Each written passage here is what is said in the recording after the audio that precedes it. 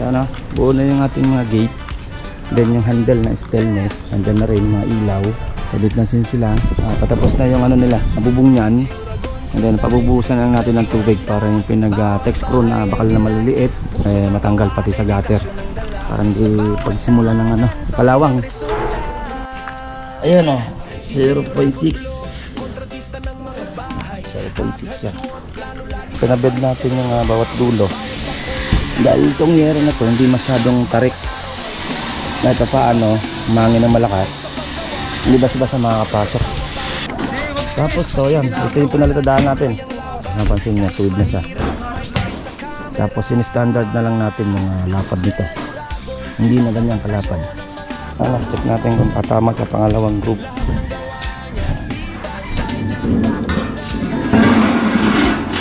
Yun o. Sinukat no. Sinakto na natin ng pangalawang group, isa. Diba? Sakto.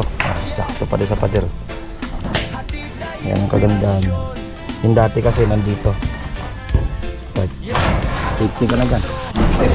Kain mo na, kain. Check mo muna. Buksan mo nga muna. Laman.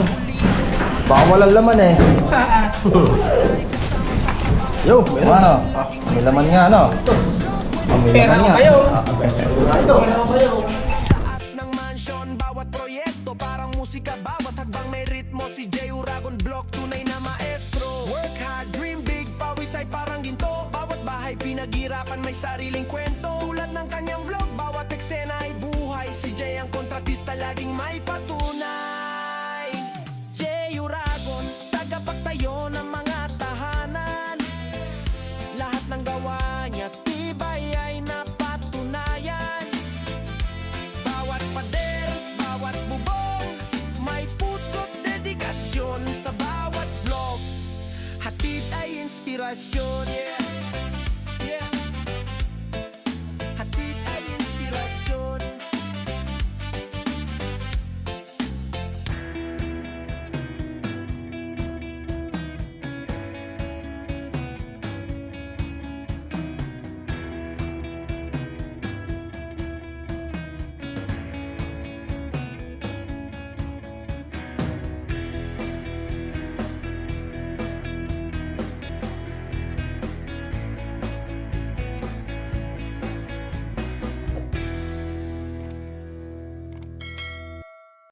Mga boss, good morning. Project update tayo ng block 29 ng Lema Brosa phase 3. Ito yung linaya natin na binakod. May gate na. And then kabit na tayo ng roofing. 0.6, check natin itong Lema Brosa phase 3. Yan o, buo na yung ating mga gate. Then yung handle na stainless, nandyan na rin mga ilaw. Ito sa huli na to, yung plant box nya. Papipinturahan naman yan. Kulay itim din ang pintura nyan. Sa huli na, ayan. First coat pa lang naman tayo sa pintura. Sa huli na rin, pag turnover natin yung unit. Kabit na sin sila.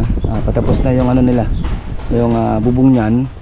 And then pabubuhusan lang natin ng tubig para yung pinag-text screw na bakal na maliliit, mga bakal-bakal, matanggal pati sa gutter.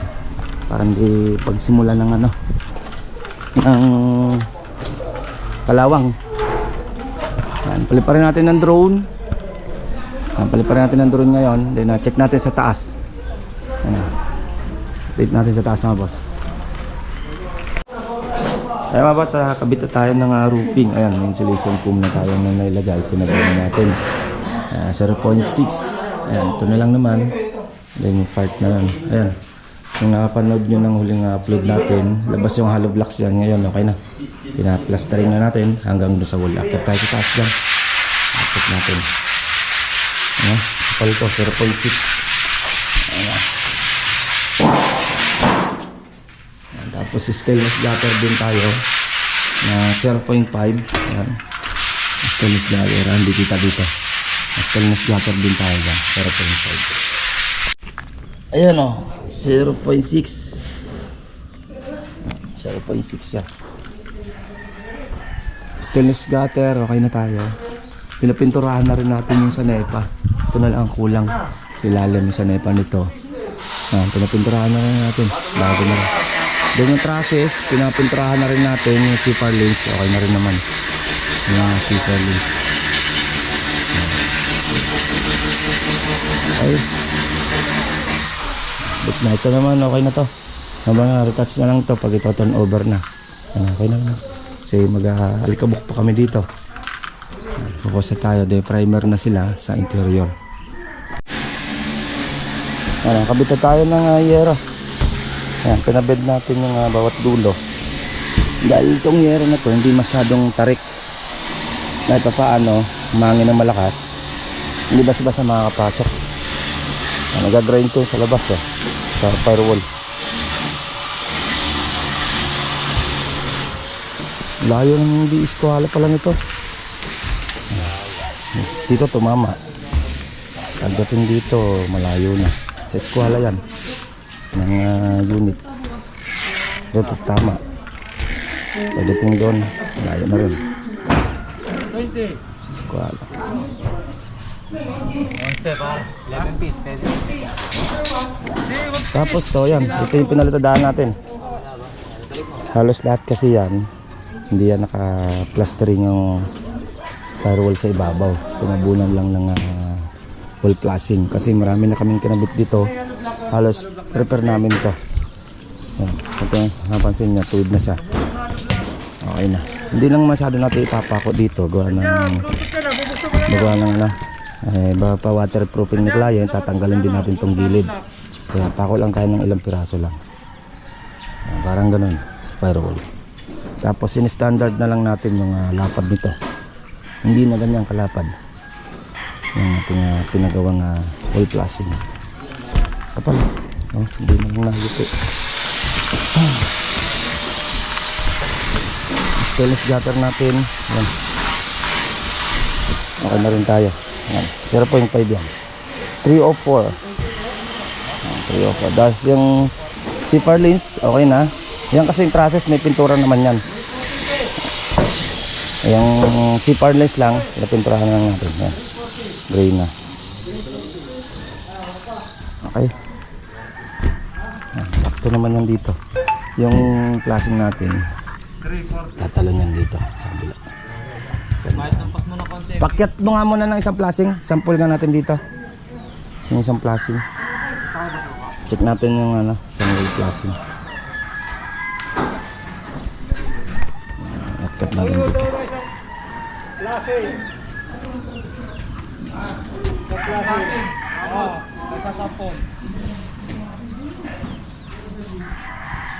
Check na.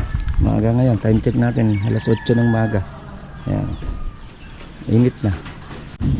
Salpak na siya sana. Check natin kung tatama sa pangalawang group.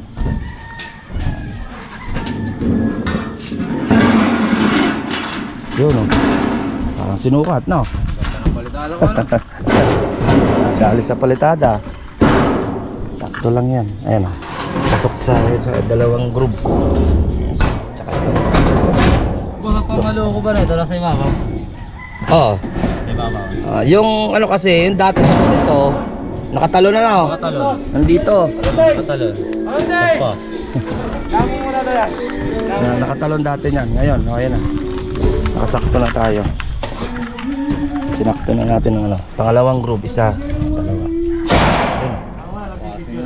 Diba? Sakto. Sakto pa rin sa pader. Ayan ang kagandahan yan. Yung dati kasi nandito. Safety ka na gan. Yan tanghali na. Yan lunch time na. Ito ulit tayo sa Limabrosa. Bumalik ulit tayo. Galing tayong Tanawan Park Place. Check natin yung project natin doon sa phase 3 ng Tanawan Park Place, yung block 6 tsaka yung block 9. Okay, then abot tayo ng tanghali dito, bumalik ulit tayo. Palalans natin yung mga team ng Inasal. Yan then may ano pa, isama pang cook. Tanghali na rin naman dahil patapos na rin naman nila yung roofing.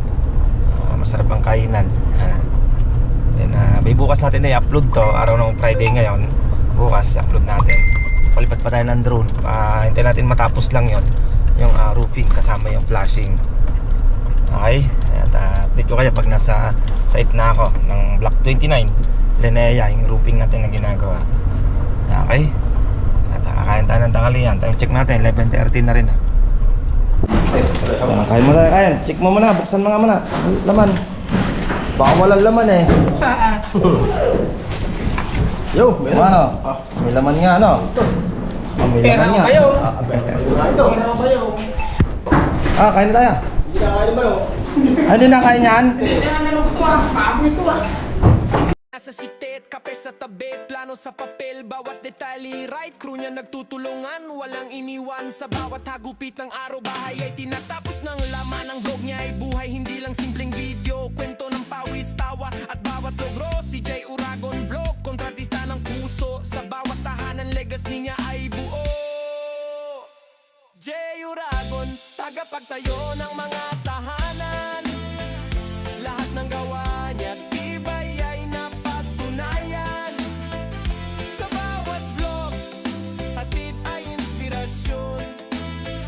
Si J. Uragon Vlog, leader sa konstruksyon.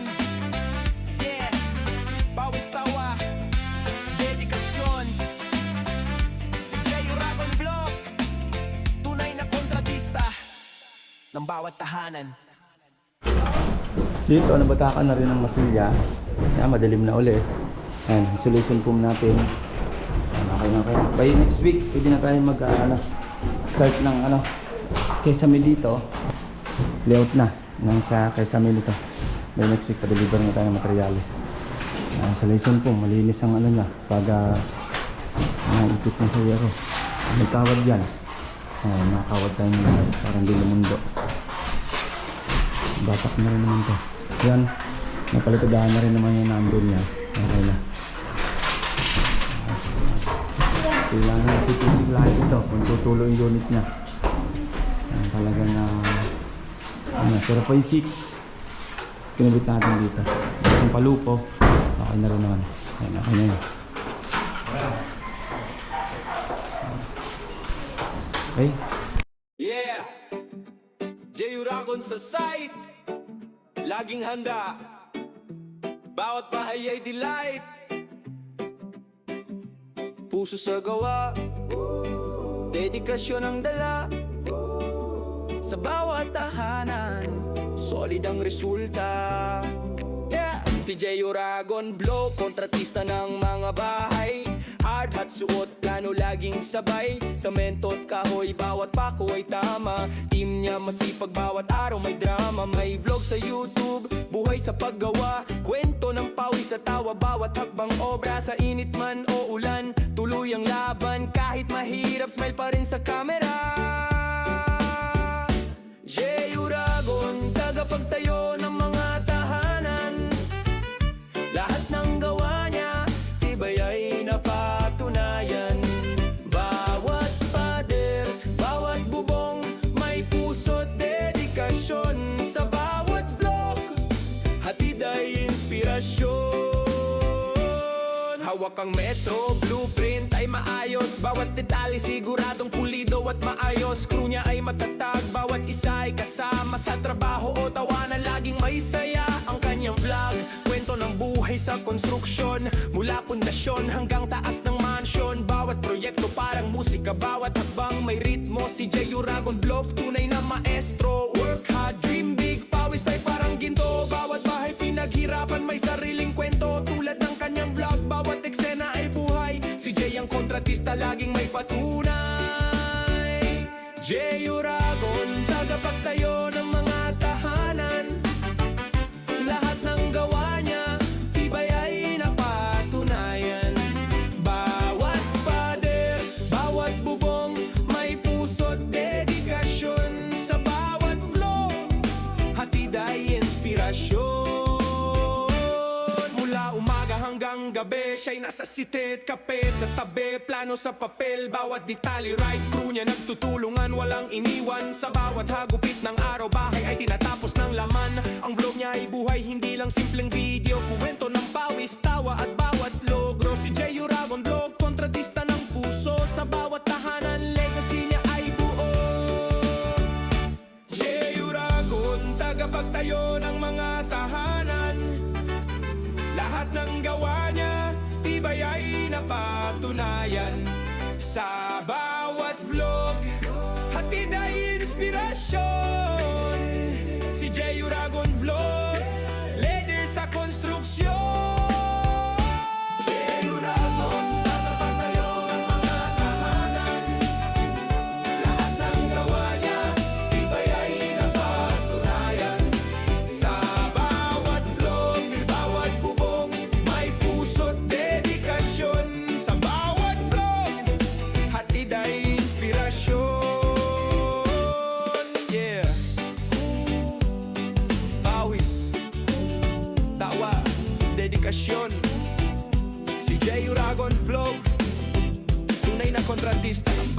katotohanan.